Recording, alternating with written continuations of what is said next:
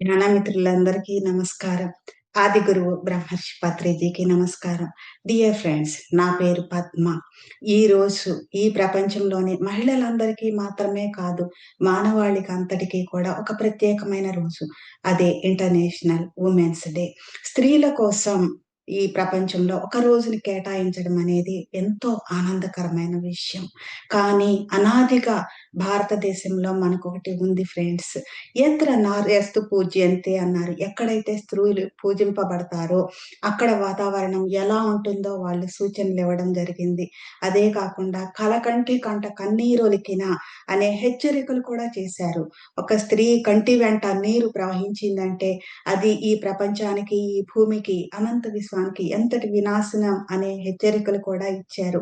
అదే కాకుండా మనకి ముందుకంతా వచ్చిన తర్వాత ఆకాశంలో సగం, అవకాశంలో సగం స్త్రీలు, పురుషులు అందరూ సమానం అనే భాగస్వామ్యాన్ని కూడా, అవకాశాలు కూడా ఇచ్చారు వాళ్ళు.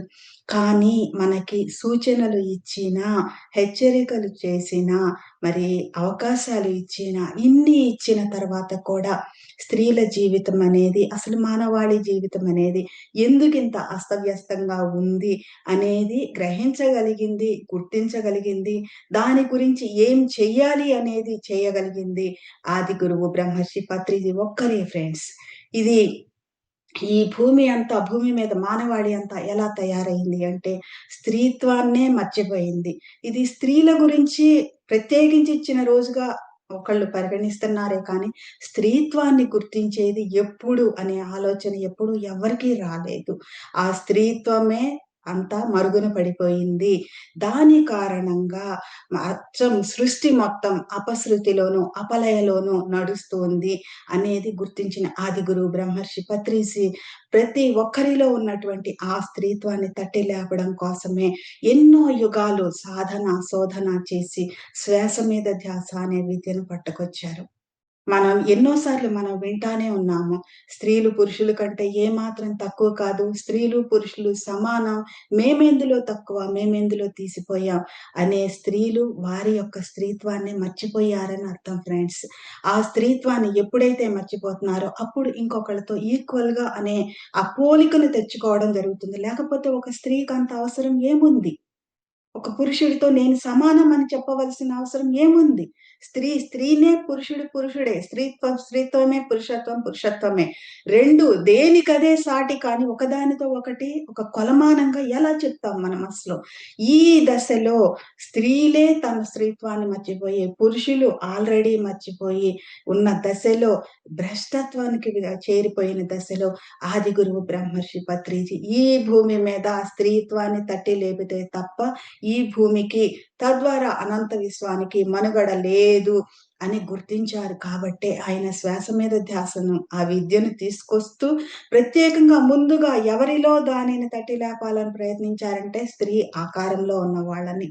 ఎందుకంటే వాళ్ళ నిర్మాణంలోనే ఆ రిసీవింగ్ అనేది ఉంటుంది కాబట్టి, తొందరగా గ్రాస్ప్ చేయగలుగుతారు కాబట్టి, తొందరగా ఆచరించగలుగుతారు కాబట్టి, వెల్ ఆర్గనైజర్స్ కాబట్టి ఆయన స్త్రీలను ఎన్నుకోవడం జరిగింది. స్త్రీల ద్వారా పురుషులు ఎంతో చక్కగా పాలింపబడతారు. ఒక తల్లి తన బిడ్డను చూసుకుంటుంది. ఒక భార్య తన కుటుంబాన్ని చూసుకుంటుంది. మరి ఒక కూతురు, ఒక చెల్లెలు ఇలా ఎన్నో రోల్స్‌లో స్త్రీలు ఉన్నాయి. వీళ్ళందరూ కూడా వాళ్ళ కుటుంబాల్ని, ప్రపంచాన్ని సమర్థవంతంగా పోషించుకోగలుగుతున్నారు, పాలించుకోగలుగుతున్నారు. మరి ఇదే స్త్రీలు తమ స్త్రీత్వాన్ని గూడా గుర్తించినట్లయితే అనంత విశ్వానికి ఎంతటి గొప్ప ఆభరణాలుగా మారతారు అనేది గుర్తించారు కాబట్టే ఆది గురువు బ్రహ్మర్షి పత్రిజీ శ్వాస మీద ధ్యాస విద్య ద్వారా పిరమిడ్ స్పిరిచ్యువల్ సొసైటీస్ మూవ్‌మెంట్ అనే సంస్థని స్థాపించి దీనిలో ఎన్నో కార్యక్రమాలను ఆయన ముందుగా స్త్రీలకే అప్పజెప్పడం జరిగింది. ఎందుకంటే స్త్రీల నుండి స్త్రీత్వం అనే ద్వారా ఈ సృష్టి జరిగితేనే అది శృతిలో, లయలో నడుస్తుంది. లేకపోతే ఆ స్త్రీత్వాన్ని మర్చిపోయిన క్షణం అంతా కూడా క్షణంలో అంతా కూడా బూడిదమయం అవుతుంది. అంతా అపశృతిలో, అపలయలో నడుస్తుంది కాబట్టి అస్తవ్యస్తంగా తయారవుతుంది. ఈ భూమి మానవాళి జీవితం మరి అనంత విశ్వం యొక్క ప్రయాణం మొత్తం అపశృతిలో, అపలయలో ఉన్నప్పుడు ఆలోచించండి ఫ్రెండ్స్. యుద్ధాలు ఎందుకు జరగవు? యుద్ధాలే జరుగుతాయి. కల్లోలాలే వస్తాయి. కలతలే వస్తాయి. అందరూ అంతరంగంలో అశాంతితో జీవిస్తున్నప్పుడు దానిని మనం ఊహించుకోగలమా? దానిని చూడలేరు కాబట్టే ఆదిగురువు బ్రహ్మర్షి పత్రిజీ ఎప్పటికైనా ఇది స్త్రీత్వం ద్వారా మాత్రమే సాధ్యమవుతుంది అని చెప్పేసి స్త్రీలకు పెద్దపీట వేయడం, స్త్రీలను ముందుకు తీసుకురావడం, సారథ్యం అప్పజెప్పడం, మహిళా ధ్యాన మహాచక్రాలు అనేవి స్థాపించడం, శాకాహార ర్యాలీలు కానివ్వండి, పిరమిడ్ జగత్ నిర్మాణంలో కానివ్వండి, ప్రతి దానిలోనూ స్త్రీలకు ఆ ప్రత్యేక పాత్ర అనేది ఆయన పెట్టేశారు. వీళ్ళకి తెలుసో, తెలీదో, వచ్చో, రాదో ఏమీ తెలీదు. కానీ ఆయన పెట్టేశారు. ఎందుకు పెట్టేశారంటే, స్త్రీత్వం మీద ఆయనకున్నటువంటి నమ్మకం. ఆ స్త్రీత్వం మాత్రమే, ఆ ఫెమినైన్ ఎనర్జీ మాత్రమే, స్త్రీ శక్తి మాత్రమే ఇవన్నిటిని కూడా సమర్థవంతంగా పూర్తి చేయగలదు.